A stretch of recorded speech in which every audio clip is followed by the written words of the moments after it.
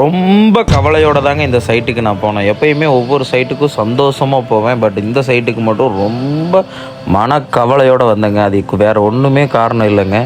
நேற்று நம்ம பில்லர் குழி மார்க் பண்ணி குழி எடுக்கும்போது 1.5 அடியிலேயே குழி எல்லாமே பாறை வந்துடுச்சுங்க. இன்றைக்கி அதனால் ட்ரில்லர் விட்டு எடுத்துகிட்ருக்கோம். சரி, நம்ம ஒரு வீடு கட்டுறோம் அப்படிங்கிற ஒரு கனவோட ஒரு கிளைண்ட் நம்மக்கிட்ட வந்து கட்டும்போது அவங்க ஒரு பட்ஜெட்டில் இருப்பாங்க. பட் இது அவங்களுக்கு இன்னமும் இப்போ ஒரு பெரிய எக்ஸ்பென்சஸை ஏற்படுத்தும். அதை பார்க்கும்போது எனக்கே கொஞ்சம் மனசு கவலையாக தாங்க போயிடுச்சு. பட் ஆனாலும் இந்த ஸ்டேஜுக்கு அப்புறம் வீடு கட்ட ஸ்டார்ட் பண்ணும்போது இதெல்லாம் உடச்சி பண்ணும்போது இன்னுமே ஸ்ட்ராங்கான ஒரு வீடு தான் கிளைண்ட்டுக்கு கிடைக்குது அப்படிங்கிறத நினச்சி நம்ம சந்தோஷப்பட்டுக்க வேண்டியதான்.